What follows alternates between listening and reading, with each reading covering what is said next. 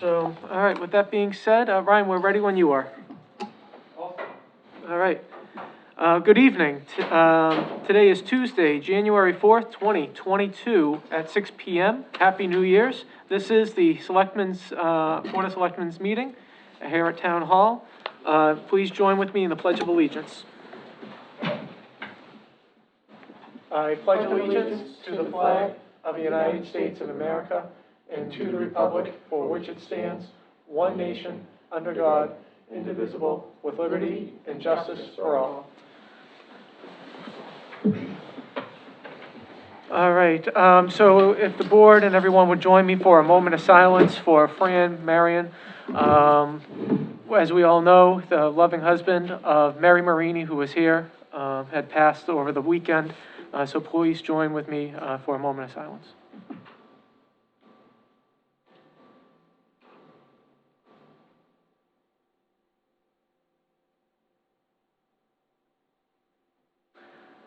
Thank you.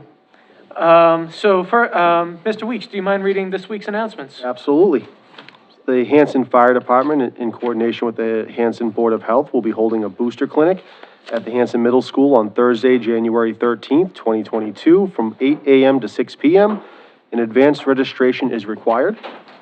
And we're looking for citizens at large to become members of the newly revitalized Bylaws Review Committee. Volunteer applications may be found on the town website, www.hanson-ma.gov, or by calling the Selectmen's office at 781-293-2131. Volunteers are also needed on the following committees: the Bylaw Review Committee, Capital Improvement Committee, Conservation Commission, Cultural Council, Disabilities, Facebook Upkeep Committee, Highway Building Committee, Historical Commission, Memorial Day Patriotic Observance, Memorial Field Trustees, Nathaniel Thomas Mill Committee, Parks and Fields Committee, Recreation Commission, and the Zoning Bylaw Review Committee. And we have two upcoming meetings: Board of Selectmen, January 25th, 2022 at 6 p.m., and a Board of Selectmen, February 1st, 2022 at 6 p.m. All right, thank you very much, Mr. Weeks. One thing I am going to add to our upcoming meetings is on Saturday, January 29th, 2022, we are going to meet as a board to do strategic planning.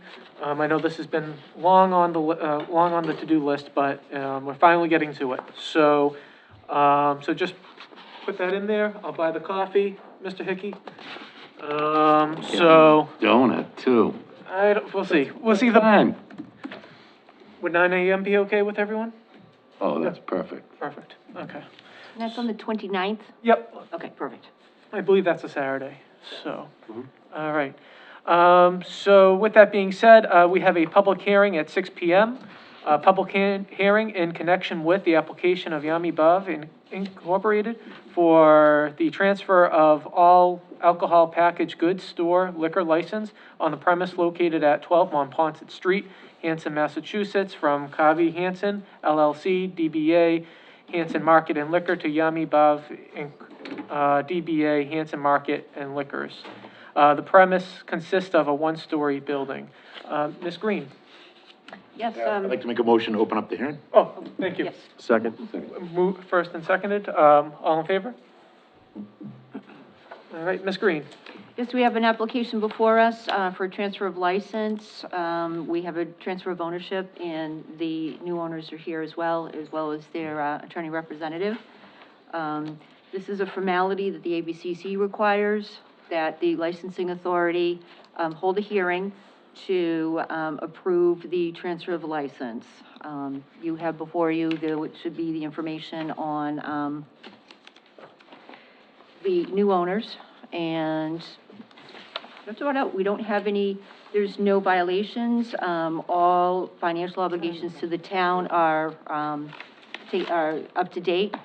And again, this is just a formality that the town needs to undertake in order to transfer the license.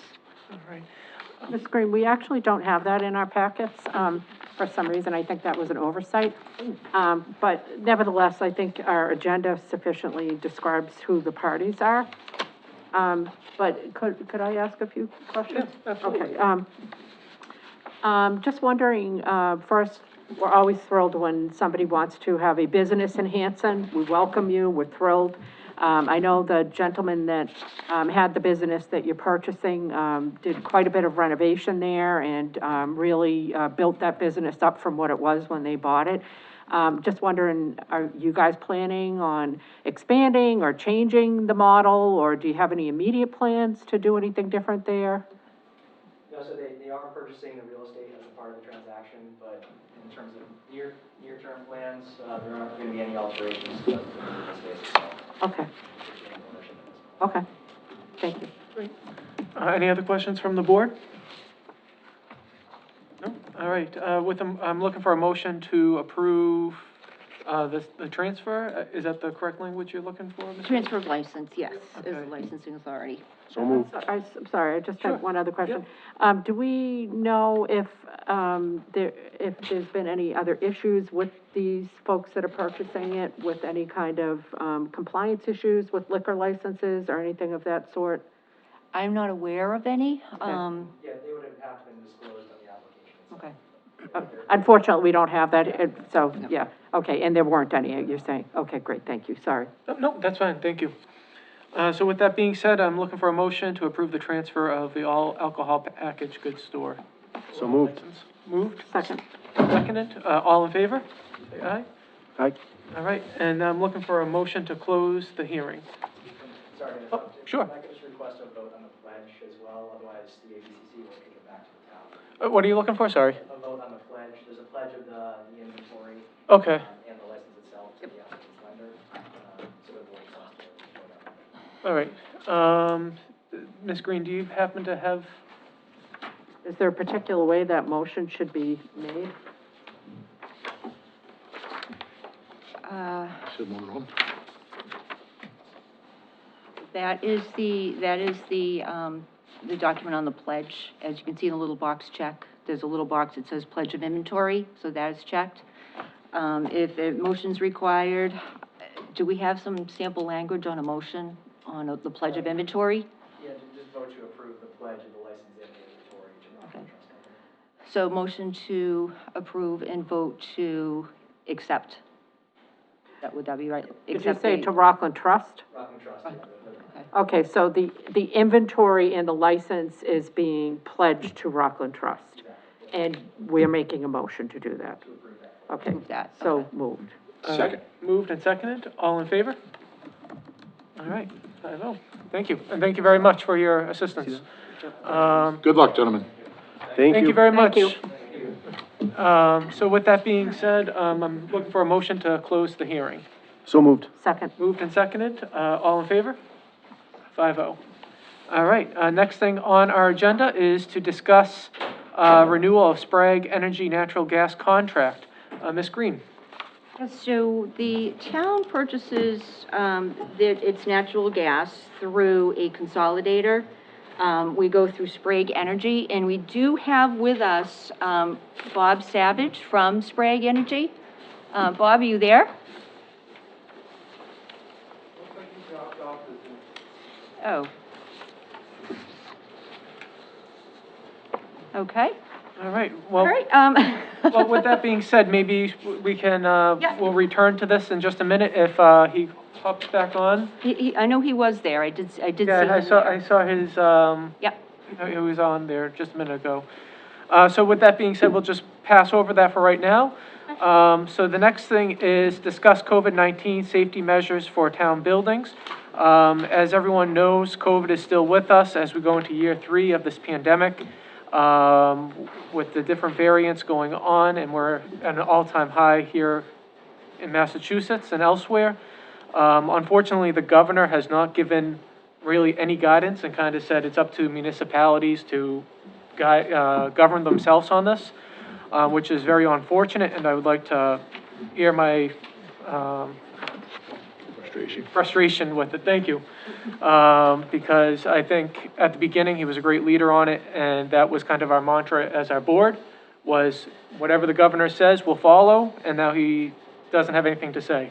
So to keep our staff safe here in town, I want to reopen up the COVID-19 safety measures for the town buildings. We're fortunate to have Mr. Gil Amato, our health agent, with us tonight. So, Mr. Amato, do you mind coming to the podium, just because they don't have the speakers hooked up here. And do you mind just kind of giving us an update of where we are today, where we were, and your thoughts? Approximately 300 cases as of today. It's ramping up unbelievable. 300 cases as of today? Total. Okay. And it's, it's ramping up every day. It's getting worse. Plus the fact is, mind if I take it off? More and more people are, being tested. We have a rate of 12.33% positive test rate, so Wow. it's right up there. Compared to Whitman, Whitman is, highly more populated. They're 12.18 positivity test rate, so. So, as far as protecting the town employees, I think the town of Hanson has done fabulous protecting the town employees here.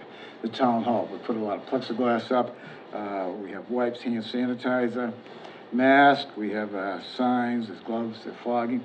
So as far as the town hall, the building here, it's well protected, and I think we've done excellent the last couple of years. To take any more additional measures, I really don't see it happening, other than people themselves being careful. It's up to common sense right now. As you know, we got kicked in the butt pretty good here with the CDC and the governor. And if you listen to him last night, he's just saying, hey, it's gonna happen. And they just leave it to the towns to follow suit. He gave us a big kick in the butt when he took away the CTC. We lost that, and every town around, skirting. The cases are increasing, and there's no support there. But I think we've really done very good as far as town hall because of transmission and whatnot. There's no real interior transmission, so to do any more measures, I've asked around the town hall, some people say close down for a little bit, only allow people in. I know there's at least 4 selectmen meetings tonight with boards of health in other towns discussing the same thing we're discussing here now. So to take additional measures at this time, I really don't see it. Maybe mandating people coming into the town hall wear a mask, but people are rebellious. People get mad, and I think we've done very good in the town of Hanson as far as the town hall. I don't know any other additional measures that take place. They mandated a mask mandate for all public places, but they also have mask police down there too. So they have additional resources in the town of Hanson. But I've asked around. Some say go to remote. As far as remote meetings, you can do that until April. But as far as people using town hall electronically, they're not going to change. They're not going to want to walk back into the town hall. They're accustomed to using it electronically. They're going to stay that way. Just the older people like myself, we want to walk in town hall. Those are people that are going to come in. I don't really see additional traffic coming into the town hall. But that's my opinion of what we're doing. I think, the isolation guidelines changed, and it kicked everybody in the butt when it did that, 5 days. Could you clarify, just because I know right at the moment, there's been a lot of confusion on It's what the 5 current days. statement, Yeah, if you're vaccinated, it's 5 days. 5 days at home and 5 days outside. From with a mask. exposure? From exposure. Yeah, okay. So, and does that change 5 days of exposure if you're vaccinated versus you're unvaccinated? it's gonna be the same. Same? I saw something tonight, again, they're re-clarifying some of that stuff. The CDC changed a couple of things today, so, it's gonna change it's gonna change again, I think. Because the governor, the state is not gonna do anything. Just gonna let it run its course. From what I see of what they've done so far. A lot of stuff's been dropped. We're not doing it anymore, but Hanson's done a good job, as far as I'm concerned. Mr. Amato, so do we feel as though, I know like Whitman and some of the other towns are just going to appointment only in town hall for a week or two, not, they're not saying like months, but just to kind of try to, out of precaution, because things are ramping up so much and the, transmission of this is just so wild and this Omicron is just like, people are getting it like crazy. It doesn't seem to be as serious, as like Delta and the other variants are, but I'm just wondering, I know you're saying we've done a good job and, do we still have the plexiglass in place everywhere up in town hall? I haven't checked everybody's offices, but are we requiring our employees to wear masks in town hall? And if not, then I'm just wondering, are there some moderate, I don't want to do anything crazy, but I'm just thinking for a week or two while this is getting crazy and the transmission numbers are so high, I mean, 12.32, 300 is alarming. Is that the highest we've had? Yes. Yeah, I mean, so we're in it. We're in it. We're in the crosshairs right now. And that's over like a 2-week period. Yeah. Other towns do it differently. I mean, So I'm just wondering, I don't think it would hurt anything to just say it's appointment only for the next 2 weeks. And then we can revisit it, you know, or whatever our next meeting is, I guess 3 weeks. 25th. Yeah, for 3 weeks. I I will don't, say this, Whitman tonight, right, and as of now, they're rethinking what they're doing. The Board of Health and Selectmen are not, seeing eye to eye about it, so they're rethinking what they're doing. So they'll decide that probably by, 8:30, 9 o'clock tonight, so, and a few other towns are doing the same thing. What to do. yeah, Because the Board of Health has to endorse whatever the Selectmen want to do. In fact, the Board of Health is what's supposed to endorse it, so. And I say, it's like our board doesn't meet for another 2 or 3 weeks. So our board hasn't had a chance to give their opinion of this, so. And this is, I'm just going by what we've done so far. And I think, maybe our board should have a chance to discuss it, I think in 2 weeks. but you're saying wait until the Board of Health meets in 2 weeks to decide what to do when we're in the middle of the highest numbers we've got right Well, I now? mean, we can move at any time, I can pull the board. But I think right now, I think we've done very good. And I don't think, transmission has been in other areas in the town. At elderly facilities, we've had different places where transmission's increasing. As far as people coming into the Board of Health, people in the town hall, we don't have that increase in here. It's on the outside of town, it's all. So, yeah, okay. So, Yeah. Mr. Amato, I have a question for you. We as the town, can we mandate a mask mandate in all public spaces? Yes. That we're in charge of. So it, yes. I think that's something that we should really consider, especially with Shaw's, with everyone goes food shopping, whether they're healthy or sick, they're at Shaw's, they might not be somewhere else. But I think that's something that we should really be considering as a public mask mandate here in the town. That's the Board of Health's purview, though. Right. The Yeah, difference public is space. the Board of Selectmen are responsible for the employees And the and for the buildings. town buildings. Yes. Right. So that's our purview. Right. And then the Board of Health is responsible for everything else. Ideally, we would want to agree on these things Right. and work together. Yes, that's happening in 4 towns tonight, as it is. Boards of Health are meeting with Selectmen, discussing the same situation we're talking about right now. Right. Yeah, I mean, it's the elephant in the room. The numbers are just so crazy. Yeah, so I think, remember 2 meetings ago, it was reported that we had 20 cases in the town. Now we're closing in on 400. And that's 2 selectmen meetings later. And we were all thinking, oh wow, 20 to 120 was a big jump in 2 Yes. weeks. Now we're closing in on 400. My big thing is, when COVID first started, there was reprieve and allowance for boards and meetings to be held virtually. Do we have any guidance on that? Do we know if we can? Because one of the biggest things, you might not have a lot of foot traffic coming into the town hall every once in a while, but public hearings, things like that, especially in smaller rooms, not every room in town is gonna have as much space as we're fortunate enough to have. Is there a way that we can explore possibly going back to virtual or even a hybrid, and encouraging folks that if this room isn't being used to kind of, schedule meetings more in open spaces versus anywhere else? I Is believe that possible? I haven't, so the governor, the boards do have the option to meet virtually. Okay. Through April of 2022. Okay. So we did verify that, with the clerk's office and with the governor's, signature. So we do have that. You can still meet in person, but you have the option of meet virtually as well. Great. And also too, employees within town hall, have taken it upon themselves, we're all wearing masks when we leave our offices. So we've all just been doing that just as a, precaution. And also Charlie Baker, our new custodian, has been fogging and using the, ultraviolet lights that were purchased, so he's been going through the offices at night, as well as doing deep cleaning in each office using the new carpet cleaner, that we have. So he's been deep cleaning all the offices, after everybody leaves. So he's doing a very, very good job Great. of keeping the town hall very clean. So I think I think, I say, as far as the public buildings go, I think we've been very good there. As far as the rest of town, the rest of the Board of Health and Board of Selectmen have to get at least agree with that.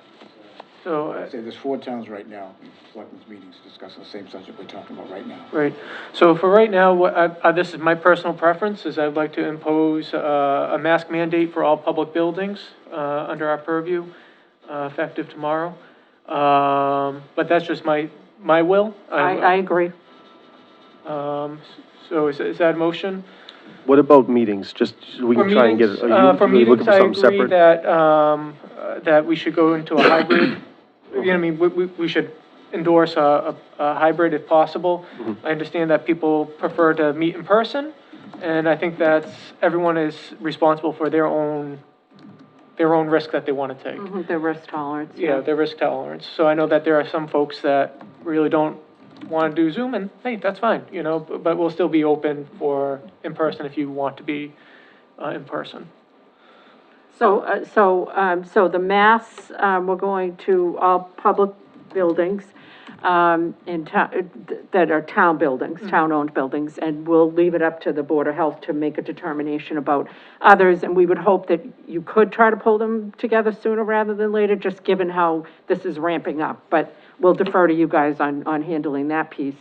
And then you're saying, hybrid, and knowing that, you know, things like hearings and those type of, they just don't, they don't translate well, hybrid, they just don't.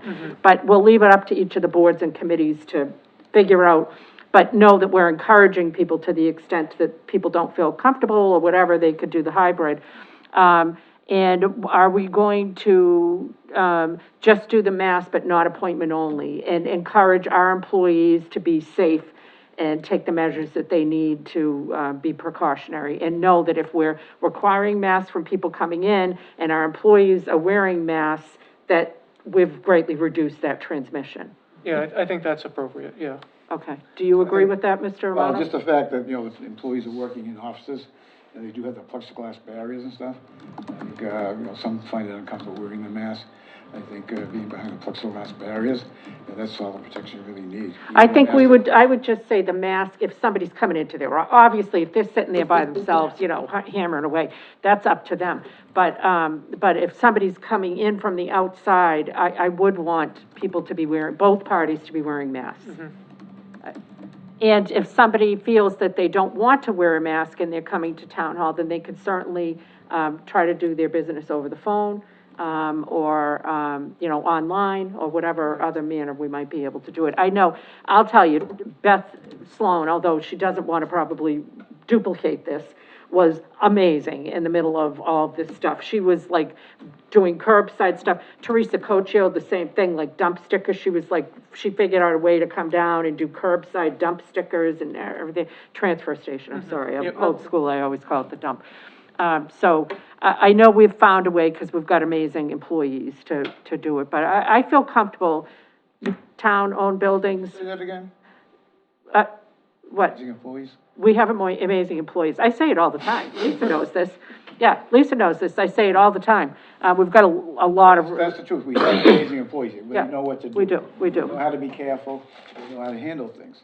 So, you know, mandating the mask, okay, but, they do a good job here. I don't want to mandate. I'm encouraging our employees to wear masks, and I'm mandating that anybody coming into the town hall is going to wear, or any town building is going to wear a mask. I would hope that since we're doing that, we would want our employees to similarly respect the people coming in and wear masks. That's where I'm at. Well, I think we have to clarify that language just a little bit and say, when you're working with the public, you have to be wearing a mask. Yeah, if you're in your office by yourself. By yourself, that's no big deal. That's no problem. If somebody is in there to do business with you face to face, then you need to wear a mask, Yeah. whether you've got plexiglass or not. Yep. This side of the table, is there, this side of the table, is there any comments? Oh, I'm sorry. I was commenting, to Lisa, that the plexiglass has been up so long, I don't even notice it anymore. Yeah, I don't either. But if you're gonna mandate, a citizen come in wearing a mask, then we have to mandate that employees. That's what Matt said, yeah. Okay, Yeah. I'm sorry. That's okay. I was obviously having my own conversation. Where do we stand, this is for town buildings, where do we stand on the schools? Because they're not, are they town-owned? Well, they are town-owned, but they are still wearing masks in the classroom. The teachers are still wearing the masks. And they're following DESI Right, they follow regulations. DESI. They've got their own regulations that are well beyond our, you know, yeah. Okay, I just wanna make sure that That's they're supposed to be on the revised same in the page. this Yeah. week also. the early learning too, so. So, This is moving on. I mean, it's gonna change again. Oh, it's ever evolving. CDC's gonna Yeah. change things again. I'm Yep. almost positive about that. And the governor, I don't see anything coming down from him unless, the death rate. Disappointing, because it leaves all of these towns to try to struggle and figure out what's equitable, what's the right thing. At least, even if you didn't agree with the governor, at least you were like, okay, well, this is coming from the state. So, so, and then one other, well, can I get a motion on the new policy of mask mandates effective tomorrow, and I make a motion that, all, town buildings will have a mask mandate effective tomorrow, and that all employees will be required to wear a mask when a member of the public comes in to do business in their office. Again, effective tomorrow. Great. Do I have a second? Second. Moved and seconded, all in favor? Just, Mr. just Weeks? one more thing. Yep. Is there any way we can put, I mean, it might just be too soon, but, to put an end date on that, or are we just gonna keep it open until further notice? I think until further notice. Until might further be- notice? Just kind of keep an eye on it, I think, right? Because like, what if we put an end date, then we're gonna have to meet to extend it, and, But it forces us to get updates and kind of talk about it again? It just kind of, And I it's like a like Joe's bill. point that on the 25th, yes. we should revisit this Yeah. Okay. to We can- see We if could put it's, an end date of the that's fine. 25th and then revisit it to extend it on the 25th. That's kind of my thought. Still, you can revisit on the 25th, you don't have to put an end date. You That's can true. still No, revisit. it's true, it's true, very All true. right, so, Ms. Green, if we can put this on the agenda for the 25th, that'd be great. I would just say, put it on the agenda until we don't have to have it on the agenda. Yeah, Just for me. Will do. Thank you. So. That's all. Good? Yep. Okay, perfect. So all in favor? 5-0. And then also too, I just wanted to see, if it's possible, for us to obtain some COVID tests. Yes. To have here in-house. I know that the fire station has them, I know the police department has them, and I know that they're frontline, they're working with the public all the time. But I think it'd just be nice to have them here in town hall for our employees, just in case, That's in you the know? works right now. So if, Working on that now, so. yeah, so I just want to make sure that that resource is available for our employees here at Town Hall. And if we could just send out a memo as well with CDC guidance on isolation, if we haven't done so already. I think that'd be So, great. may I just ask Mr. Romero? Yep. So you're saying, that you guys are working on getting, COVID tests for town hall employees? Okay, and is there anything in the works for a broader context, like Whitman did and some other towns who didn't get them from the state, but reached out and used funding to obtain COVID tests, that were given out to the public? Yeah, we are looking into that. I mean, the test that towns like Halifax, there's 7,000 people, 7,400 people, they got 100 test kits. Yeah, So 100 people are happy, the other 5,000 were mad. Yeah. We're trying to figure something out there, to get enough to cover what we can, and plus the cost of them. yeah. Double, the cost is doubled, so even the state contractor his cost is doubled too, so. And, Mr. Amato, I thank you and the fire department for the upcoming booster clinic that is happening. I think, it's been pretty well received. People are pretty excited about it. Do we think that there might be a time that we might do a regular vaccination clinic? Because I think there's still people who haven't gotten those first two, and so they can't go to the booster one, right? Because they didn't get the first two vaccinations, so, It's in the works, like the one that's coming up, yeah, it's only, I think they've only, registered 150 people. So other people, everybody's going every place they can go. yeah, I know, yeah. So that clinic coming up was like 150 people registered so far. So they're watching it closely. So, Yeah. so on that one note real quick, if you're interested in signing up, where can people go to sign up? It's online. You can go Online at the Hanson The Hanson Board of Health has Health has a a link, to sign up, and Teresa has put it on Facebook. Facebook, it's on the website. So, All right, I just want to make sure that, if anyone's tuning in and is interested, they know where to go. Chief, nope, you're good? All in all, Marshville's still Okay. oh, yes, yep, Perfect, open, very, very easy, you can, within a week, have it. yep. perfect. Excellent. That's the fear of having the clinics, because you've got to reserve the shot and everything, and, you've got 150 people, you get 300 shots. Those shots, you got to find someplace else for them to go. They'd be very reserved. I mean, everybody's proactive on doing this stuff. I mean, the Board of Health, the fire department, everything, the clinics, testing sites, the police department. So all departments communicate all the time. So I don't think we're leaving a stone unturned. I mean, everybody's talking between the Board of Health, Fire, Police, and there's great communication between the departments here.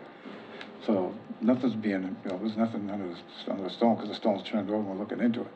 Perfect, good. The cost and everything, everybody's researching it, and there's great cooperation with everybody, so.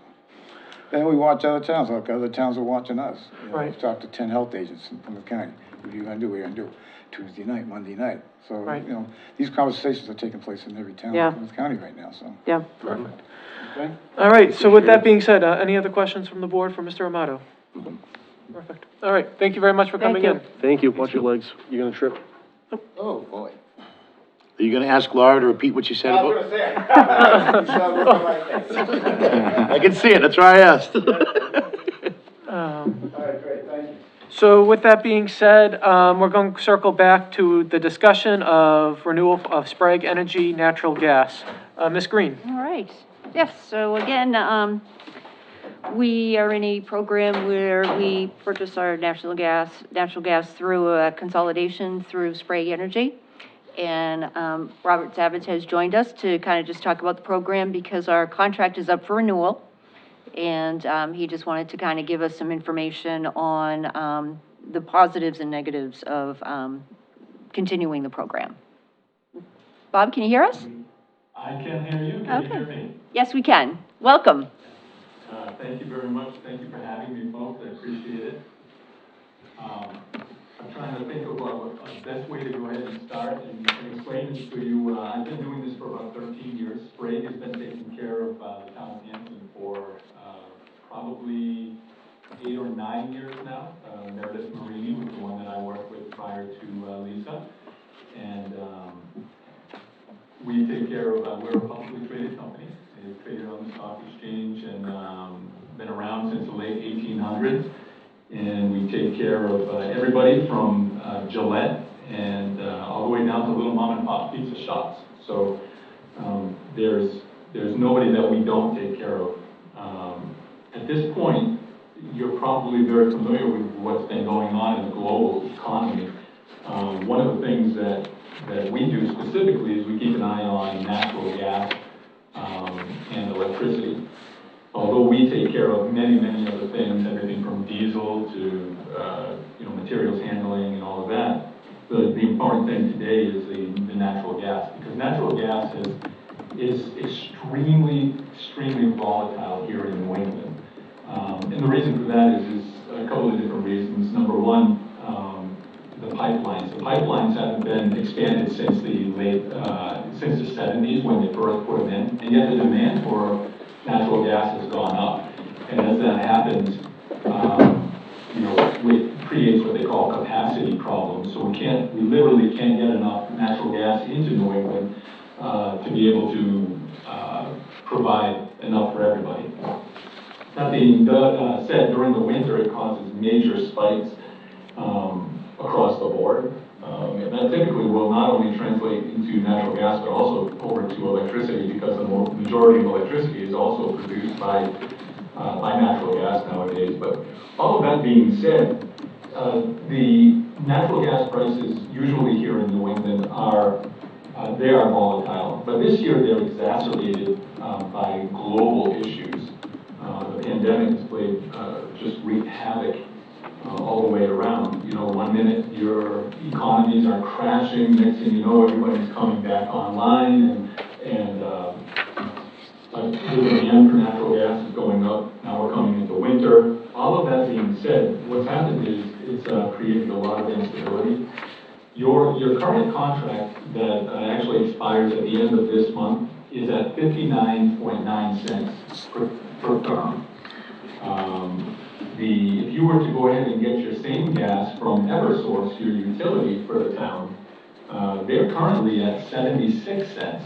So you can see there's a pretty big difference between the two. The current rate that we're able to offer you is a little over 69 cents, and that varies on a daily basis because it's a commodity, so it literally it changes all day long every day. I could go ahead and refresh the pricing,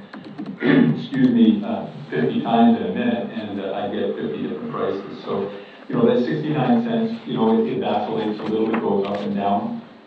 But as of this morning, it was 69 cents.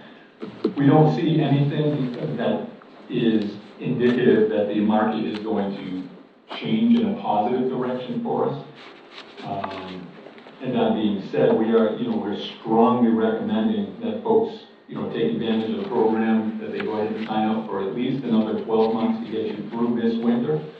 But, the instability we see happening long-term. And our thoughts are go ahead and try to get through the next 2 winters. So the 2 offers that we have on the table right now are a 10-month or a 22-month. Both of those we can actually, as of yesterday, we can get you the same price.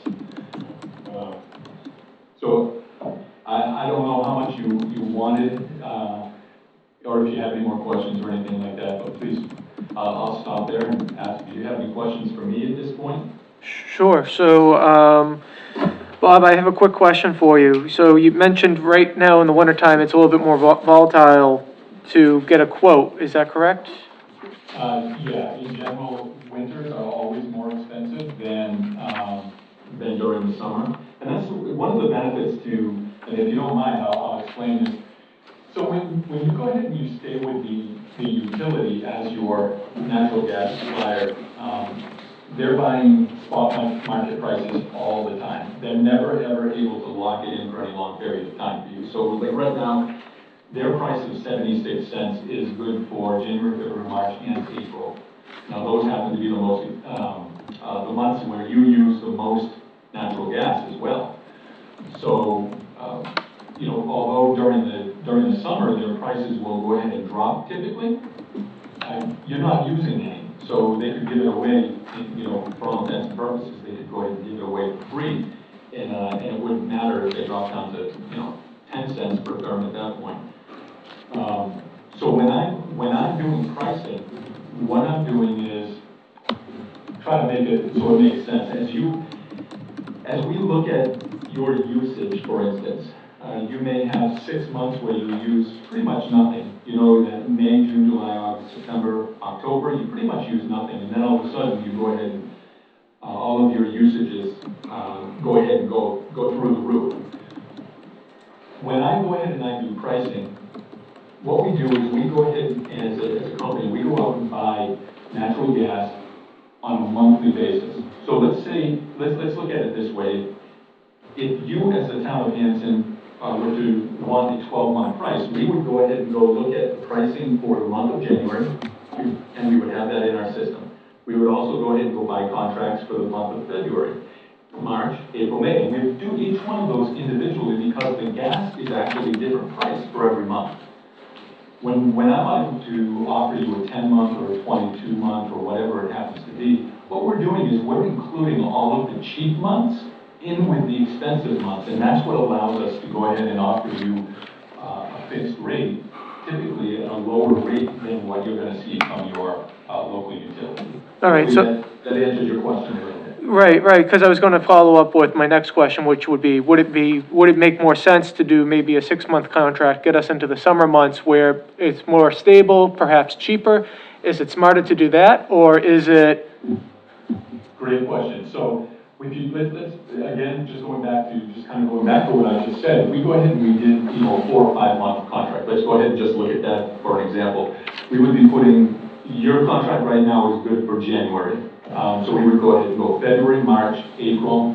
All 3 of those months are very expensive. And then we would go ahead and roll in May, June, that would get you 5 months. The problem with that is, again, there's no cheap gas to go ahead and offset the cost of the expensive gas.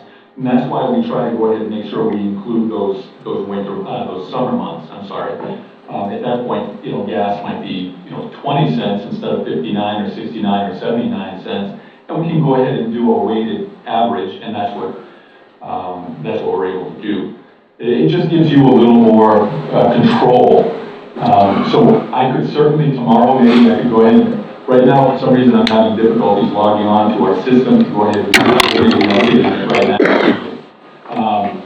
But I could go ahead and get you a 4 or 5 month price, and then we could go ahead and look at it. But either way, you're going to have to include your winters, which is the expensive part.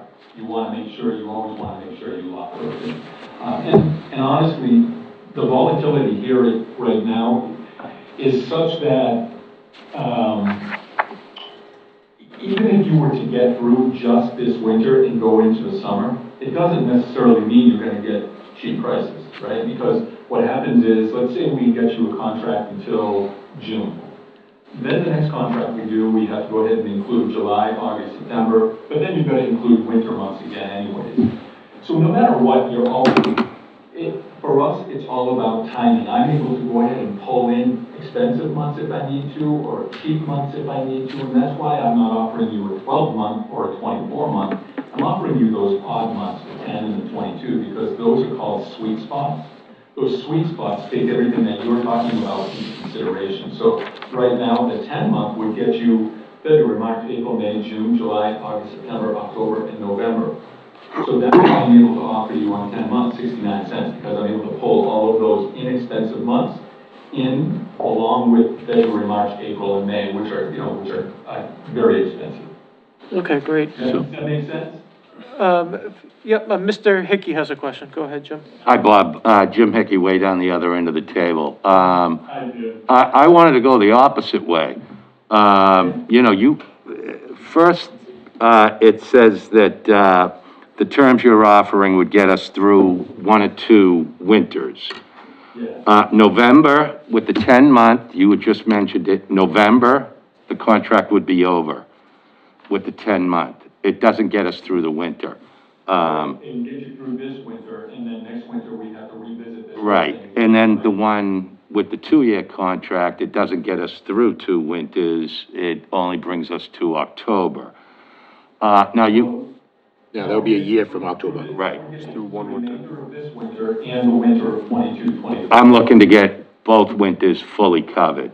So, and you called it a sweet spot, I forget how you referred. Yeah, sweet spot. Right. My sweet spot would be a 26 or a 28-month contract, even if you went up to 70.5. Yeah. Because it would get us through 2 entire winters, and then we're looking at the end of March of 2024 before we would have to go through this again.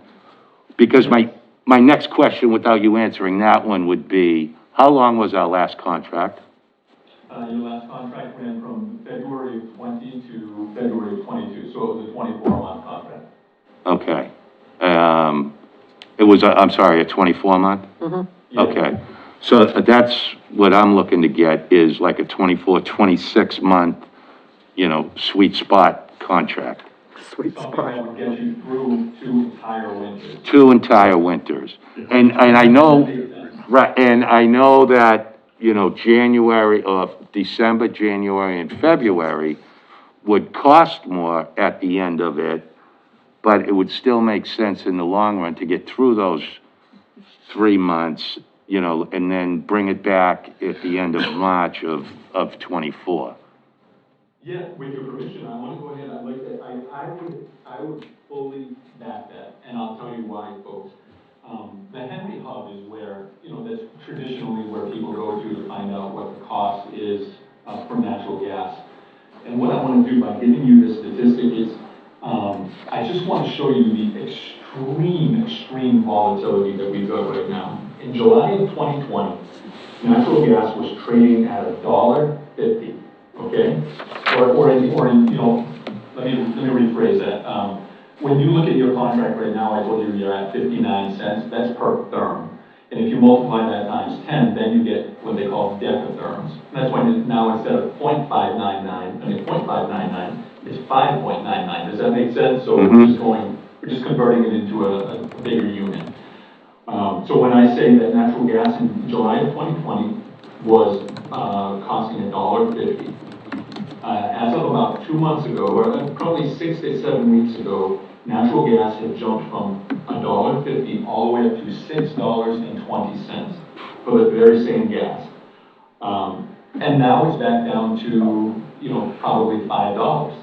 So you can see the extreme volatility, and there's nothing on the horizon that's going to stop that. As a matter of fact, I'm going to go ahead and I'm going to throw this in there because it does make it's going to make sense to make a difference in one of your other decisions that's upcoming too, and that is going to be your electricity.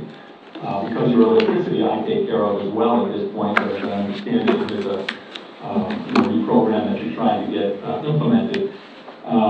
But electricity runs off of natural gas, and right now the rumor is the ISO New England has already put out a warning letter saying that this winter, if we have an extended period like we did in 2013, 14, and 17, 18, I believe, the winters where we had, the big word polar vortex. We had that polar vortex. If we have something like that again, there is a very, very high likelihood. They're already preparing for rolling blackouts throughout New England because they are not going to be able to get enough gas in to be able to take care of to produce enough electricity. So that when you start putting all of these pieces together, this is not going to be a short-term fix. So when I look at this, I think that, Jim, you're really right on. You're better off right now if you can, and if you recognize the danger that is impending here, and you'd rather cover other issues rather than come back to this, then, and I would strongly recommend let's at least take a peek at the cost of the one that gets you through the full 2 years. Now, Bob, I have I have one quick question for you, Bob. Is there any other surrounding communities near us that we'd be able to aggregate our consumption and maybe get a bulk purchase? That's a great question. So I'm going to go ahead and hit two things on that with your permission. Aggregation. So when we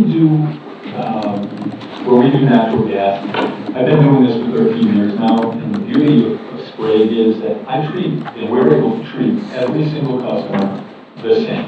So it doesn't matter whether you're, mom and pop's pizza shop down in Hanson, or whether you're Gillette. We have a certain amount that we need to go ahead and make just to make us profitable, because of course we are a publicly traded company, so they do keep an eye on that, fortunately. But we treat you all the same. So in our mind, when we hear the word aggregation, it does not benefit you. I could go ahead and lie to you and say, oh yeah, let's go ahead and throw another, do me a favor, talk to another administrator or another board, see if we can't get you on there. And that sounds really good. But the truth of it is, I can give you the same deal, whether you have 1, 2, 3, or 4 towns on board with this. I'm not gonna change it for you. I'm not sticking it to you because you're, one location as opposed to 2 locations. We try to treat all of our customers exactly the same. With regards to aggregations, that's, another, fallacy on the electric side is that aggregations are always good. But that's not necessarily true, because let me explain to you, because you're going to be talking about this soon enough with regards to the electricity. With regards to electricity, what they do when they do an aggregation is they go ahead and they take all of the different businesses and whatever they're going to go ahead and include in that aggregation, whether it be retail establishments and industrial or towns or whatever it may be. They throw everybody into one pot, they come up with a price and then throw that out. But unfortunately, that's not always in the best interest of anybody. And I'll tell you why that is because when they're pricing out electricity, what they're doing is they're looking at your load shapes, how you use your electricity, and they're looking at what they call capacity tags. It's a tag that's applied to every individual company, every individual location of a town. And when you go ahead and you start looking at those tags and the way you use your power, I might be able to come to you as the town of Hanson and say, town of Hanson, you use, your power is perfectly, the load is perfect. I'm going to be able to offer you, 6 cents per kilowatt hour. When in an aggregation, what they're doing is they're taking the people with good loads like you have, and people with terrible, terrible loads, throwing it all into one bin, and shaking it up and coming up with a price, and then they're saying, here you go, here's what we can offer. And everybody wants to jump at it, sounds great, But in theory, it sounds good, but at the end of the day, it's not necessarily the best bet. So I hope that answers your question on the gas and, be preemptive on the electric. Great, thank you. Any other questions from the board? No, I do like Jim's suggestion, though, of seeing if we can push it to the 26 months. Yeah, nope, I agree. Yep, and I have one thing, Mr. Chairman. So I agree with Jim too. I'm just curious on why the longer extended term is slightly higher than the shorter term. Wouldn't you think that if you're going a longer term? Or is it because of what you explained about the higher in the winters? Very good. Got it. So right now, we're buying what we call, whenever you get a natural gas contract, you're always buying forward contracts. So you're buying off into the future. So if I go ahead and you pull up the NYMEX right now, as a matter of fact, if you look up the Henry Hub tomorrow, and I can send you the link, it's pretty easy to look at. If you look at it, it'll actually break it down every single month from now for the next 3 or 4 years, and it'll tell you the price of what natural gas is going for. And you'll be able to see that, in this particular case, well, actually, as of yesterday, I know the one that I sent you, this is the perfect example of it, okay? With the pricing, you're probably, if you don't mind, tell me what the pricing is that you are seeing right there, that you, the last one you have there. So, Bob, what we have is for 10 months at .673, and then for the 22 months, we have .698. Okay, so those have changed. Those are both, as of yesterday morning, those were both 699 or something like that. I was actually able to do both for the same price. And the reason that is because of exactly what that young man was just saying. When we purchase off into the futures dropped a little bit, the cost dropped a little bit. And so now I'm able to offer you both of those, at the 6.8 or whatever it is. And every day that'll change. It's not like a mortgage. Everybody thinks that, well, actually that doesn't seem to, forget that. That doesn't work. So perfect. Mr. Hickey? Okay, so, Bob, just to clarify, you can see us, right? Because, Yeah, I can see you. okay, Kenny is not that young.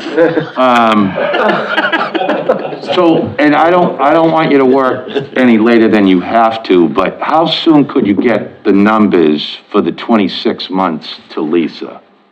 Well, all I have to do is reach out to our corporate, see if I can have somebody get me into the system, and it would literally take me 5 minutes to go ahead and, Okay, because I'll be here tomorrow morning at 8 o'clock to see those numbers.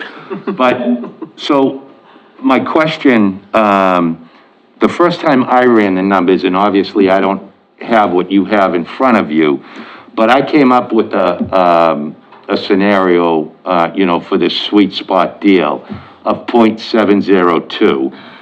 But considering the winter months, that's why I would go up as high as a .705. But now you've just told me the numbers that you quoted us yesterday have already changed today. yeah, so those, as I mentioned it before, it literally changes all day long. I could sit here and say refresh, because if you go to the NYMEX, it's a living, breathing entity, if you will. As a commodity, it changes all day. Doesn't change. So I could say 699 right now, tomorrow could be 679. This isn't changing. And honestly, We take this deal. if it drops tomorrow morning, I have zero problem with passing that along to you, because it doesn't matter to me. I get my salary anyways.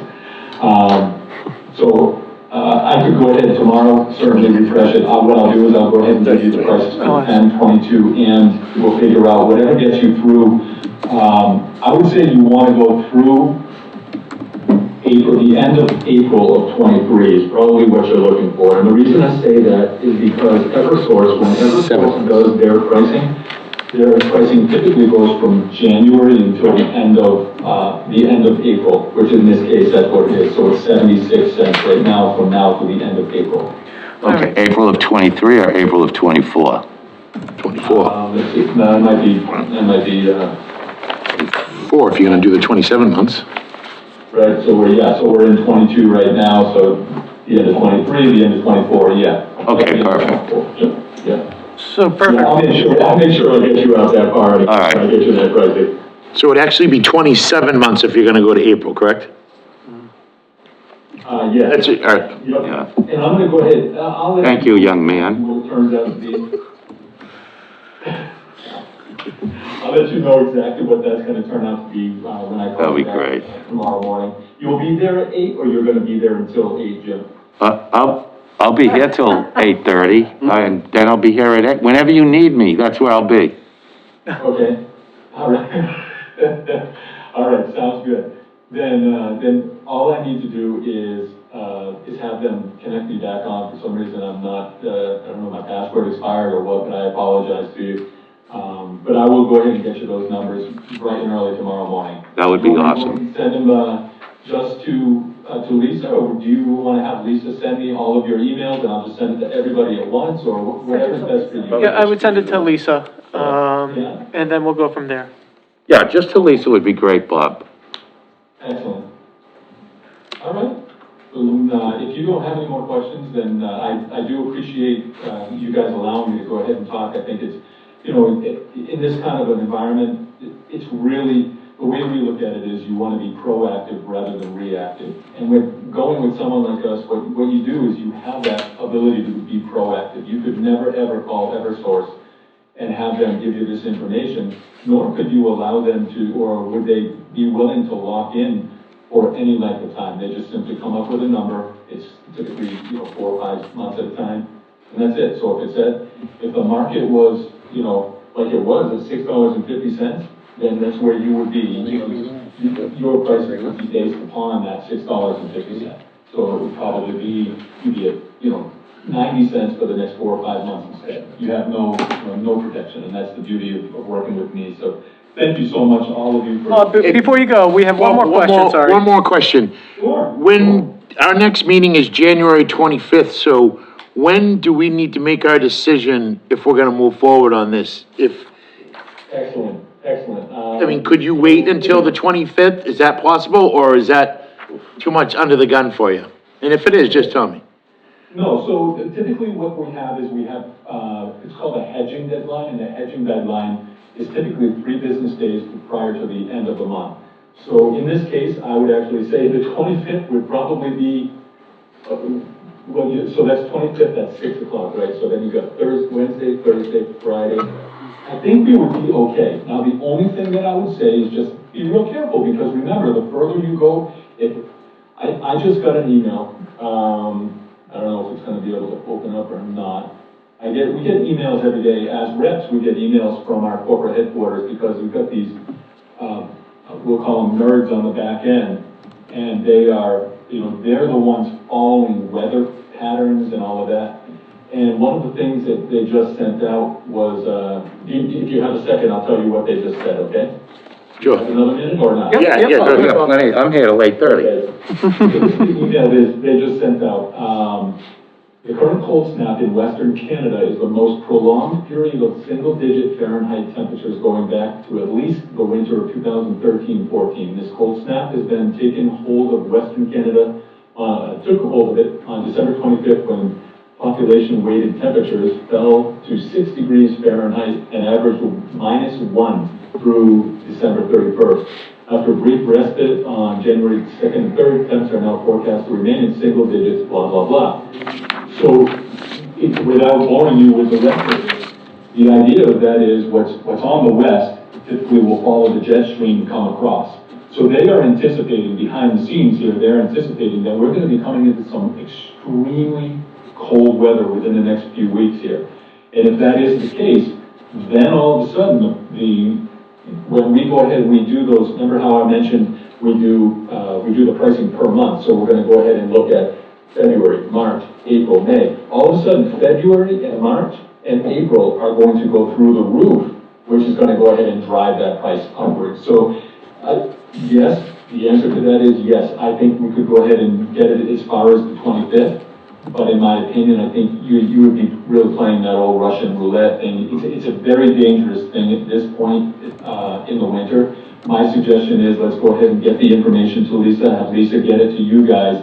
And I've had towns turn around and just, all kind of on their own. They get their emails and they say, yeah, they send an email back to Lisa or whoever, the administrator is, and say, yeah, we're all in favor of this, let's go ahead and do it. And that way you don't have to take that. So should we consider That would be a violation of open meeting law, so Well, we'll the way he have to do explained it, but I get what he was Yeah, understanding. but I'm wondering. Yeah, but I got it. A virtual meeting next week? I got it. So, yeah, I think if, Well, once Yes, we we get the can. numbers, could we just do a virtual meeting? yeah, Yes, we can. yep. The board's okay Yeah, so with that? tomorrow, if you could get us the numbers and the time frame, and then we could possibly set up another meeting between now and then. Excellent, that's that young man going at it again, right? Yes, yeah. Yes, I'll be ready. Yeah. Thanks, Bob. Yeah. All right, so with that being said, thank you very much, Bob. We appreciate your time on this. Thank you very much, folks. Thank Have you. a good night, take care. You as well. Thank you, Bob, very much, appreciate it. All right, so the next thing on our agenda is old Well- business. Yeah, I'm sorry, Mr. Chair. Do we want to be done with this, or? Oh, Bob is still here. I don't want to talk while Bob's on. You have to get Bob. Ryan, get Bob off. Oh, all right. Mr. Hickey. Yeah, seriously, though, we can accept, or I can make a motion to accept the 22-month at .698 unless tomorrow, when Bob sends Lisa the information, we can get a 27-month contract like Kenny suggested, and it comes in at .75 or less. So you want to say not to exceed blah, blah, blah, and then empower Lisa to enter into it, like we'll take a provisional. Right, like, we're gonna go, I mean, I think the 22-month is better than the 10-month, so we don't have to go through this nonsense next winter. What I'm trying to do is get through 2 full winters.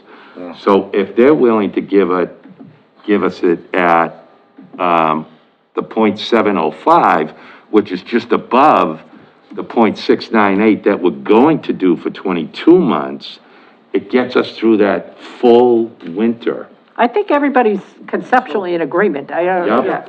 So what are we paying now? What are our rates We are now? currently paying. Yeah, it's less, he said it, 0.59. 55, yeah, Yeah. 59. Okay, and then we have Bay State Straight, yeah. offering .76. So just out of curiosity, have we gone back to them and said, hey, listen, we just got through meeting with so-and-so? I don't think you can, that's standard for everybody. So Bay State. Bay State said that's Yeah, that's- non-negotiable. That's, you pay, I think Okay, everybody but pays to the your same. point, Yeah, I mean, we can if we can negotiate. get less than .76, then why wouldn't we just take a Right. provisional vote to say, as long as it comes in, and .76 would be the worst You case hit the nail on the scenario. head. So that's Yeah. exactly where I was going, because you already have a fixed rate. You already know. Right. We're having a conversation about this. So now we're trying to figure out, I keep hitting this, sorry.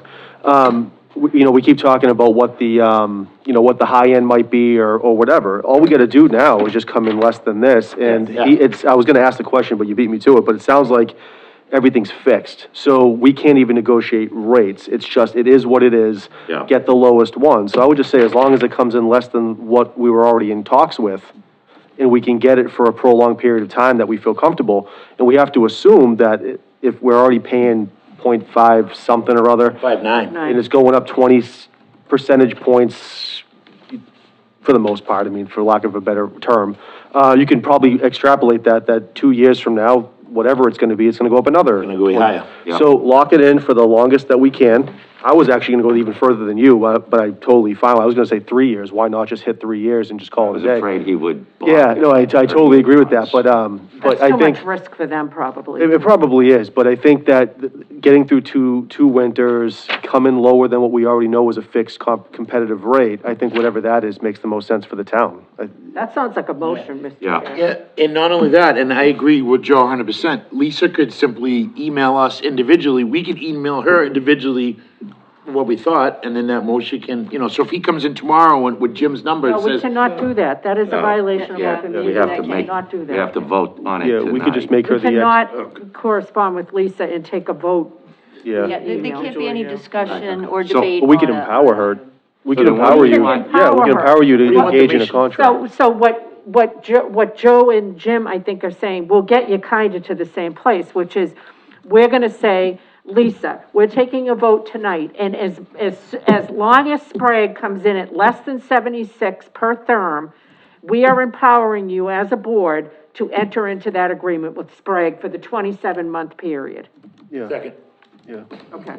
Yeah, and I would just try and get it obviously as close to the 69, 70 as you can. Yes. You know, if it comes in at 74, I mean, obviously we My want. sweet deal, it's. I know, I mean, no, you, Okay. you, Point that's seven great oh on the That fly. works. I Yeah. like that. So we got a motion. Do I have a second? Second. Second, all in favor? So, I didn't get to make the motion or second in it, was my I can idea. take my motion Do it back. tomorrow and you- morning at 8 Whatever. o'clock in the morning. Whatever, young man. Just so I can. I like that guy. Down here in my notes, what's the maximum? Point 76, .76. which is what Bay State gas is at. Yeah, That's where we're and getting that it- number. Okay. So, Yeah, it's not even gonna be close to that. no. I mean, I'm hoping we can get it a lot lower than that. Yeah, I like that .7 number. I think that's realistic. Yeah. I mean, I do. I think Okay. the nail on the head. And I will email every one of you privately. No, Say- no, No. no, no, no. I told you so. No, no, no. Don't make me Love 'em, take, Mike, don't, people. Oh, Let God. me take out the gavel on this. So, moving on to old business, modify and clarify the December 14th vote to authorize the purchase of 485 Winter Street. We had done nothing wrong, just that there is special language that we have to read in order to make sure everything is done appropriately. So I'm seeking a vote pursuant to the vote on Article 10 of Special Town Meeting on October 4th, 2021. The Select Board approves the purchase and payment of all costs incidental and related to thereto of the lot number 12, Plan 98 of the Assessor's Map containing 5 acres, 6,670 feet, more or less, and lot number 13, Plan 98 of the Assessor's Map of said town of Hanson containing 3 acres and 35,600 square feet, more or less, and being further described in a deed to seller recorded at Plymouth Registry of Deeds, the registry in book 4774, page 220, such title reference to be confirmed during the title review period and thereafter defined the land together with all buildings, improvements, and fixtures located thereon collectively, the improvements, and all rights, privileges, license, and other appendages. Appurtenances. Thank you. Appurtenances, yeah. Pertaining to, thereto, including any of the right-of-ways, buffered storm water management facilities, open or proposed streets, alleys, strips, or gores of land adjacent thereto, easement rights, ear rights, and development rights, land use entitlements, water and riparian rights, benefits all or proportion thereof collectively with the land and improvements the real property. The current owners, Ralph M. Hogan and Louise N. Hogan, for consideration of $65,000 for the open space management and related conservation purposes. And further, the Select Board authorizes its chair, Matthew James Dyer, to enter into and execute on its behalf of any and all documents necessary to effectuate the purchase of the land to Conservation Commission. So moved. Second. And no one wants me to repeat this? Where's Mr. Bloss when you need Right. him? Mr. Chair, so on the document that you have, there's lines that you Yeah. have to note everybody's, vote. Sure thing. So, Um, do we have that motioned by Selectman Kemet? Yep. Okay, and second by, I'm sorry, who, okay, all right, Chair. perfect. And I'll just do a roll call vote. Mr. Weeks? Aye. Ms. Kemet? Aye. Myself? Aye. Mr. Mitchell? I'm in favor. And Mr. Hickey? Aye. Excellent. Perfect. if you So all in, Start signing that. I'm glad to see the first time around. You almost got it right. You almost got it right. That was good. That was so close. good There's always one word. There's Yeah, always one hopefully word. that's the first and last time we have to do that, because who's gonna remember how to do that? That's when you have to look around and say, am I on candid camera right now? Yeah, right.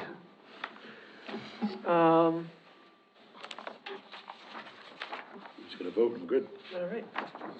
So, So for I say we any, just gotta vote and we're good.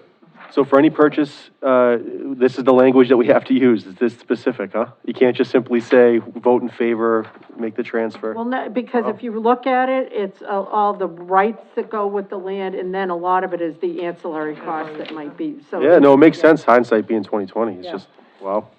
The one I stole from you upstairs, sure.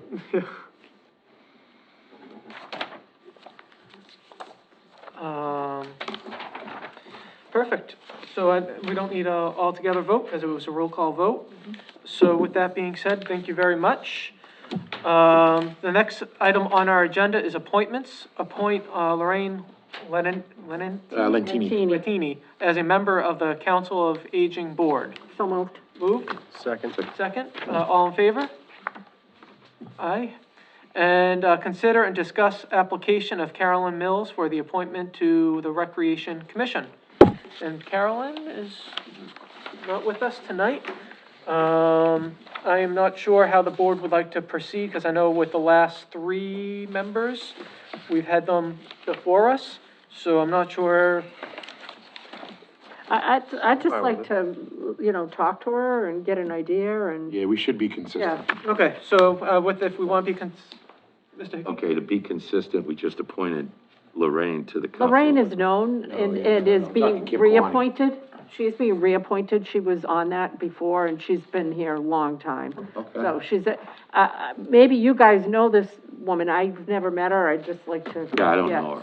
I'm not disagreeing, I'm just saying that I had the same question, so yeah. we did it one way, now we're doing it another Do you way. want to, So- not appoint Lorraine? Hold on one quick second, Ms. Green? So if I could just chime in on this, Ms. Mills submitted her application through, the Hingham Schools email.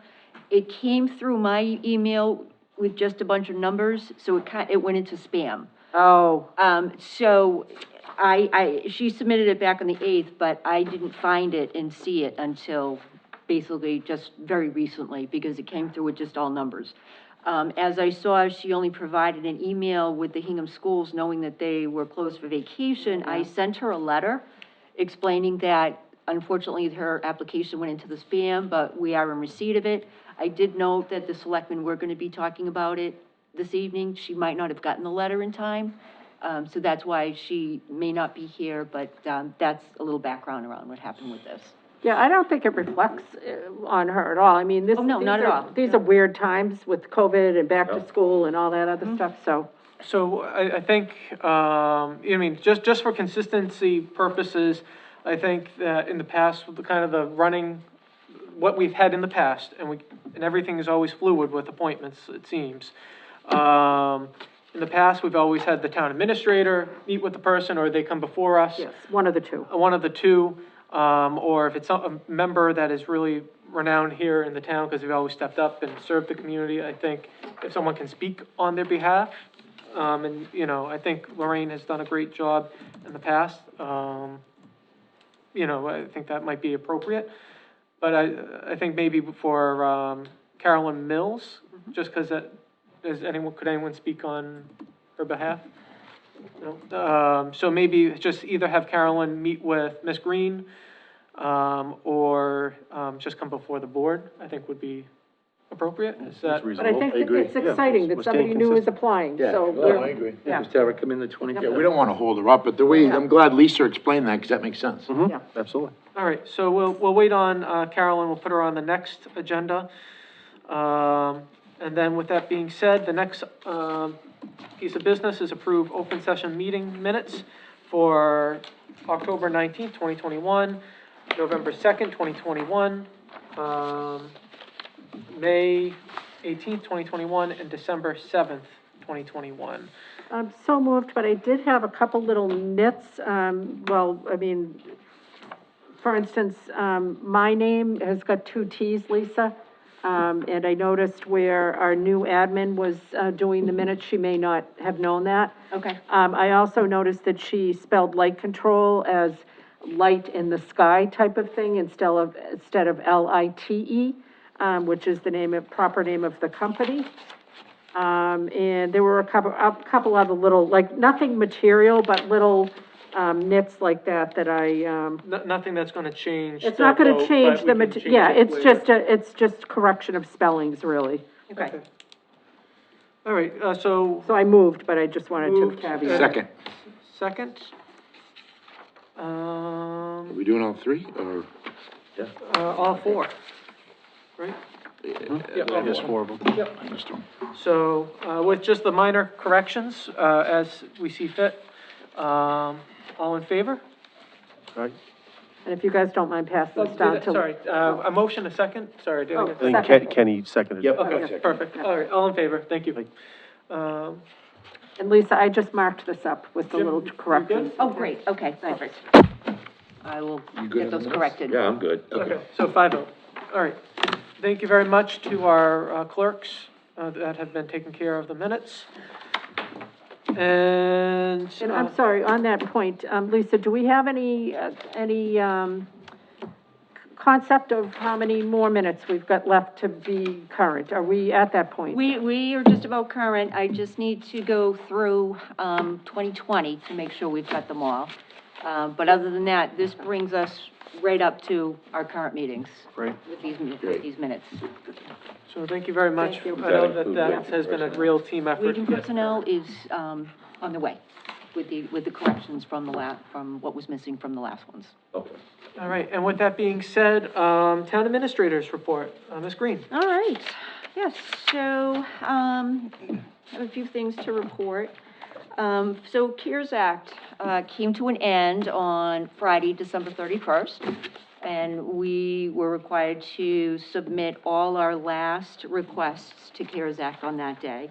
I'm happy to report that I worked, with our town accountant, the two of us worked together, and we submitted 4, requests to the CARES Act, totaling the amount of $348,349 worth of, COVID-related expenses. That is for, Town of Hanson and for the Whitman-Hanson Regional School District, as well as South Shore Vocational Technical School. And Lisa, how much does that leave in our balance, that we did not, So we had about 500,000 in our balance, so this minus that 349. so it's about 112 or so? 112, yes. And- Hanson it was very conservative of how, they spent the COVID money. And we had found out basically 3 days prior to the 31st, what exactly we had in there. So we worked very, very hard to make sure we got every penny that we could submitted. There was quite a process involved with CARES Act. So the process was, it's a reimbursement program. So we basically had to purchase the items or the services. We had to receive the invoice for the services, and we had to pay for them, which means we had to produce the warrants had to be signed, and the checks needed to be cut. So all of that needed to happen, and then we had to submit all that information back up. So when the amount, huh? I said, then hope you got reimbursed. Exactly, Yeah. exactly, hope we got reimbursed. Calling, letting us know 3 days before that we had all of this money, unfortunately, wasn't a big help to us because of the process that needed to happen for it.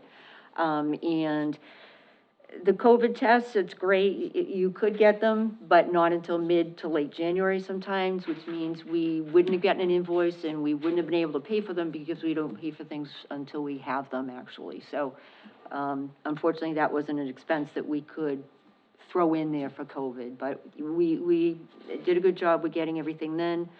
And I think the town really benefited and the schools benefited from everything that we were able to put together for them. And Lisa, are we gonna circle back and give some feedback to Plymouth County that we would appreciate a more open line of communication from the county to the town, about these things, so that you're not running around. You did pull off I'd say a Christmas miracle, but it was actually right after Christmas, so a New Year's miracle, in getting that submitted, but it is quite disappointing, that we didn't have that, communication directly from the Plymouth County, folks to us, which is the way it should have worked.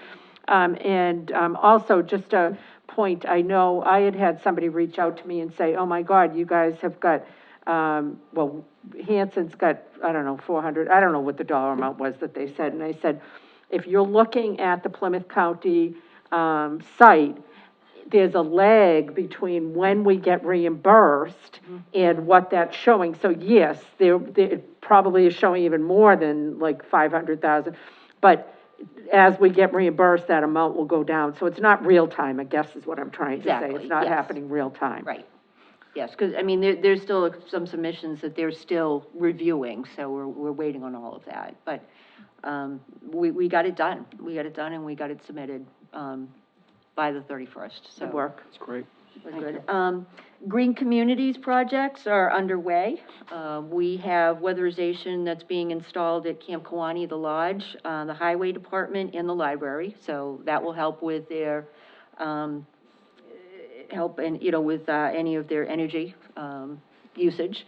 And we are waiting on the lights, the LED lights to come in for the middle school and for the water department. So those are in progress. In our office, we were very successful in getting all the business license renewals getting the licenses printed up, getting all of the paperwork, the payments that we needed to get, all of the checks and balances that we needed to do. And that included the common victualers, Class 2 auto dealers, liquor licenses, and entertainment licenses. It was quite a challenge where the ABCC had changed their procedures in October. They had a webinar October 29th of how to use the new system. We were able, thank goodness, with Jillian, the two of us were able to pull it off and get everything done by the 31st. Of course, we had some folks out there who just didn't get their paperwork and their payments into us on time, and that's the licenses that you were signing this evening. But otherwise, we got it done and did learn a lot through the ABCC, and even learned that we could get some training out here for next year. So that will be, that's next on the list. So, Ms. Green, just real quick, so is there, I know one big challenge for us was the redundancy. Not only did you have to do it online, but you also Yes. then had to print everything out, make sure it was correlated, and then send it out. We had to mail all of the license renewals for the liquor licenses to the ABCC, as well as upload all of those applications to the portal. And the hearing that we had this evening, part of it, some of it was a new process as far as how the ABC handled it. So, we did the best we could. I had gotten some information that was not completely accurate as far as deadlines and time, but again, we were able to fix it and get it corrected, and everything went fine. We have some new owners in town that are gonna continue to run a successful business. So with that being said, do you know if that duplication of the actual paper packets, is that gonna go away? Was it just this one time because they switched to a new system? I don't know. I don't know if they're gonna revisit that. I'm not sure, but, it's something that they have been doing. So I don't know if they're gonna continue to do both, the upload electronically and the paper. Hopefully one day get rid of the paper, but that whole packet went out in the mail today. If we could find out though, because I would really like to ask our state representative to see what they can do because clearly we're not the only ones impacted by this. And I mean, honestly, we don't even have that many businesses in Hanson, and it was a huge task for you. So I can only imagine like a Pembroke or, some of these other Whitman who have got like these major routes with all these businesses. It's got to be unbelievable. So if you could find out whether that's gonna change and be better or not, because I think that's something we could ask Josh to, to go to bat for us on. Absolutely, absolutely. I mean, the ABCC, once we did finally get some, a contact that we could reach out to, we did get somebody to talk with us, as in before, you called and you basically got nothing. It's a state agency, so, It was very challenging, but when we did finally get somebody who called us to say, hey, you gotta do this, I said, hey, I need, can I continue to use you as a resource? And she said, absolutely, so very fortunate in that. Thank you. I'll go through it. So I have been wanting to put some, you've all got some packets, folded packets, that are separate from your agenda packets. And I really haven't been able to do this in the office, so they did this over last weekend. I gathered some data, that will give you a lot of information on property taxes. You'll see we have all of our surrounding and neighboring communities of what our average single-family tax bills are. You will also see there's also information there on what the state average single-family tax bill is. You'll also see information on the DOR income per capita. You'll see information on our spending, our general fund spending, and what departments, as opposed to comparing us with our surrounding and neighboring communities. I think this information will be very, very helpful to the board, and I'm going to see if I can try and get this online. I mean, it's all available on the DDLS website. You just have to compile the data and know where to go to get it. But I think a lot of it is very eye-opening as to how we stand as far as our neighboring communities. And this data will show that we are within average to our neighboring communities. I'd say we're quite low, actually, compared to most of the towns around us. Actually, some of it is very eye-opening as to what we spend on our departments compared to our neighboring communities. It's very eye-opening information, but I think it'll be very helpful information. All the percentages are there, all the different categories. I've tried to make it as easy as I could to make it readable. It's a lot of information to take in, but it will show that Hanson is, that we're not as spend happy as people think we are. We're very, very conservative, and it shows with what we spend on our highway department, for instance, our human services. It'll give you all that information as well, so. I'll see what I can do to get this on our website. This was quite excellent, Lisa, and I thank you for putting it together, and I do think that it would be a very useful piece of information for citizens to have, if they choose to avail themselves of it. So I think whatever you can do to get it out there would be awesome. Yep. I'm going to work with Steve to see if we can condense this and get it on somewhere, but I wanted everybody to have that. All right, let's see. So as again, I've been very busy in our office. Personnel matters are skyrocketing, lots of personnel matters.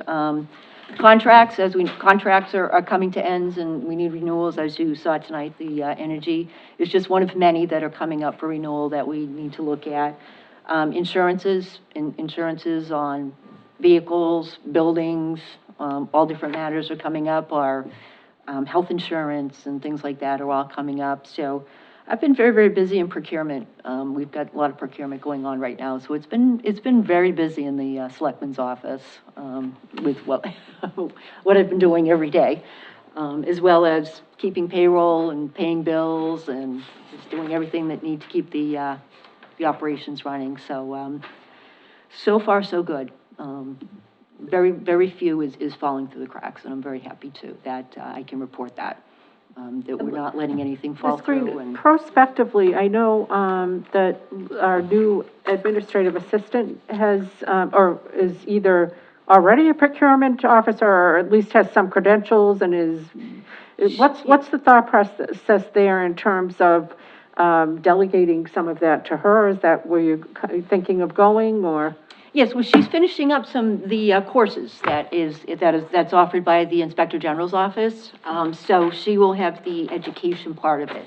Actually doing the job is a little bit more involved. Yeah, the two of us can work together when it comes to actually putting together a bid.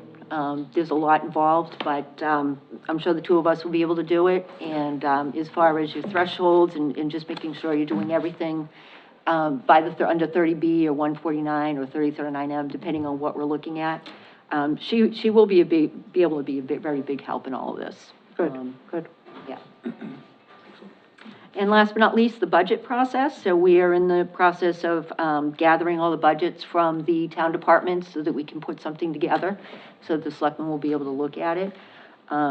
Again, you know, the information that I provided you will kind of help with when we're putting our budget together, so that you'll be able to see that we are staying right within, you know, being very moderate and conservative, that we're really just not spend happy out there, that we're still staying conservative, at the best interest of the taxpayers, to make sure we keep our spending down and our taxes the best we can, as low as we can. And that's all I have. One quick thing, on the agenda, you had also mentioned the investigation update Oh, and then the yes. one-stop grant program. Yes, sorry about that. So the investigation is still ongoing. They are still gathering documents. And actually, I was trying to help with, some of the documents they were trying to get, but unfortunately, I didn't have access to the program.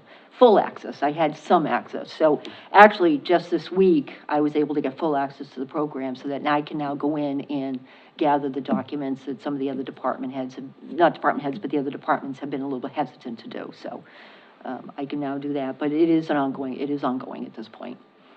Okay. And then the one-stop grant program? Yes, the one-stop grant program. So there's a new program that Massachusetts is entering into. It's called the One-Stop Shop. And what it is, it's a grant program that is consolidating a lot of different grant programs into one. So this particular program, it's going to incorporate a lot of economic development type programs. So for instance, Mass Works, Mass Development, brownfields, underutilized initiatives for downtowns. Let's see what else. I mean, there's quite a long list. So I did have lunch with Tracy Costa, who's an LSP, a licensed site professional. She is very knowledgeable on all of these grant programs and how they're all coming together. So I hope to have more meetings with her and have our town planner, Tony DeVries, join us and see what we can do as far as utilizing all of these grant programs. Like, we fill out one application and submit it, and it goes out to the different programs. So they can look and see what we would qualify for and what money we could possibly get from it. And also, they're included with that is gonna be the ARPA. Now, the ARPA funds, which we're still waiting for Plymouth County to kind of give out the guidance, but when you look at the type of projects that fall into this or are eligible, it's quite a process to submit for each of these different projects. And you do really need like an engineer or town planner to help fill out the technical sides of these applications. So we definitely are going to need the help of Tony and Tracy Costa and her company to help us with this whole program. But I think it's really going to be good for what we're trying to do with Main Street and some of the infrastructure that we would like to see improved in Hanson. So I think it's going to be a very, very good program, and stay tuned for more details to come. Great. Any questions from the board? Yeah, that's what, you know, I'm totally into the grant, so I'm wildly excited about that. Any update on the Whitman-Hanson Regional School District audit? Whether that RFP has gone out yet? I have not heard anything from the Whitman town administrator on it. Can we follow up on that? Thank you. Absolutely. Thank you. Yep. That's one question. Mr. Mitchell? Did you get a chance to follow up on the insurance on the McQuon School building? Yes, I did. Yes, I did. So the only way that we could possibly bring that down is to increase the deductible on it. And right now, Is that with the same company? yes. Okay. Yes, it's the same company. What my thought process is that as we approach the fiscal new year, we can go up to bid for insurance services. I think it's time that we look at that. Definitely. Yeah, So, absolutely. in that way, we can look and see if it's, you know, what we can do for town buildings if we Because go any up to bid on premium, you can insurance. reduce the premium by increasing the deductible. Right, That's something we should look at anyways. Yeah. But I think we should shop it and see, that's just a, right, but they big said you number. could possibly increase the deductible, which might bring the premium down, but the disadvantage to that is that it's still a vacant building. So we could increase the deductible to 100,000, it might only bring our premium down 5,000, so. Right, but if we, Yep. if we also combine that with additional security measures, security cameras, et cetera, you know, I think that combination would probably get us where we need to go. Or just something to keep that price honest, I mean, Yep. we don't know. That might be a good price they're giving us, it seemed like a lot. Yeah, But if we were able to shop it out or put it out to bid with a couple other companies, then we Right. can look and see. Right, we'd put all the insurance for the town out to bid. So it would be vehicles, town buildings, health insurance, that is not included with this, but it would be all the other insurances that we do for coverage would go out to bid. See what we could get. Anything else from the board? nope, I did just want to, Lisa, through you to Charlie Baker, which always feels so weird to me to say, I feel like I'm talking about the governor, but anyway, I did appreciate the work he did at the McQuon Playground, and I also appreciated the work he did at Light Control. Yes. He's just really just hitting it out of the ballpark all over the place, so. And he's saving us quite a bit of money by the experience and the background that he brings to the table, with his ability to do something like the light control building and the playgrounds. So we're definitely benefiting from that. Excellent. Perfect. So I am looking for a motion to adjourn into executive session in accordance with Mass General Law, Chapter 30A, Section 2A, 21A, Section 2, to conduct strategy session in preparation for negotiations with non-union personnel, or to conduct collective bargaining sessions or contract negotiations with non-union personnel, to wit, police chief. So moved. Second. Second, roll call vote, Mr. Weeks? Aye. Aye. Second it, myself, aye, Mr. Aye. Mitchell? Ms. Aye. Dickey, aye. All right, thank you very much, and we're now in executive session. All right. Yep, thank you, Ryan. Thank you very much for coming. Happy New Year's. No snow.